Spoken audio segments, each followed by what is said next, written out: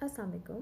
So today I will talk about how we can adjust with different mindset of people या वो लोग जिनकी nature मुख्तलिफ है। नेचर मुख्तलिफ हर एक वे में, हर एक एस्पेक्ट में, क्योंकि हर इंसान दूसरे इंसान से बहुत तरह से मुख्तलिफ होता है। तो वो इंसान जो हमसे मुख्तलिफ हैं, उनका गुस्सा, उनका हंसना, उनका मिजाज हर तरह से आपसे मुख्तलिफ है।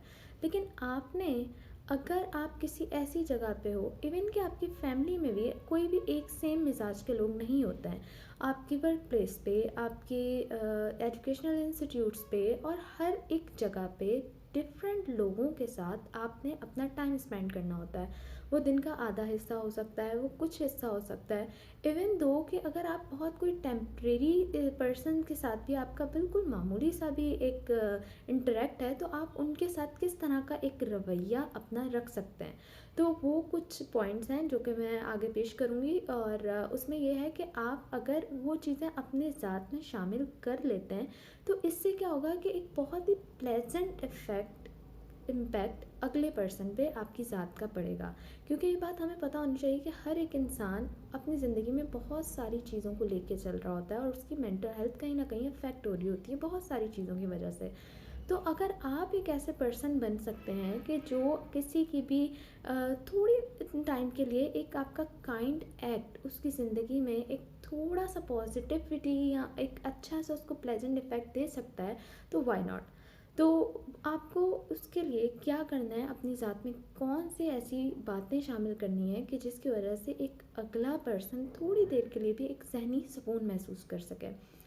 तो ये है कि अगर जिनके साथ इवन दो कि आपका टेम्प्रेरी सा भी ताल्लुक़ है, आप बस स्टैंड पे हैं, आप that is a very random example कि अगर आप इवन के बस स्टॉप पे हैं, आपकी बस आने वाली है, कोई एक पर्सन या एक लेडी आपके साथ हैं, आप थोड़ा सा पीछे हट के आप उनको जगह दें, वो आपसे पहले चले जाएं, आप उनके बाद जाएं। एकदम रश वाली कैफियत में आप भाग रहे हैं, नफसा नफसी ये चीज़ें, अपनी ज़ात में थोड़ा कंट्रोल, थोड़ी जब्त, ये चीज़ें लेकर आना बहुत ज़रूरी है।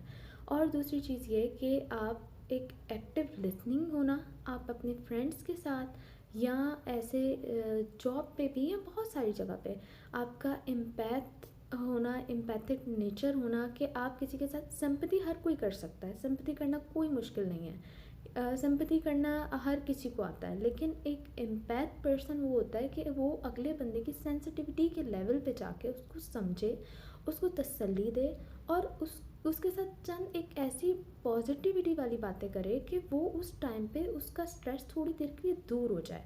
और भी बहुत सारी चीज़ें हैं कि आप अपनी ज़ात में अगर वो शामिल करेंगे, तभी आप ऑन अ रेगुलर बेसिस वो कर सकते हैं किसी भी दूसरे पर्सन के सामने। तो ये चंद बातें थी जो कि मुझे लगा कि इस बात को थोड़ा सा हाईलाइट करना चाहिए कि हमें अपनी ज़िंदगियों में ये चीज़ें बहुत ज़रूरी है शामिल करना। इंसान का काइंड होना किसी दूसरे पर्सन से, बिला वजह भी आपका काइंडनेस का जो एक जेस्चर होता है ना, ये बहुत इम्पॉर्टेंट होता है, बहुत ज़्यादा इम्पॉर्टेंट होता है। ये हर लोगों की लाइफ को ईजी बना देता है। तो ये हम सबको कोशिश करनी चाहिए कि हम अपने लाइफ में एक काइंड एक्ट अपने ज़ात के अंदर लाजमी रखें, ताकि लोगों को उससे नफ़ा पहुँचे। Thank you for listening.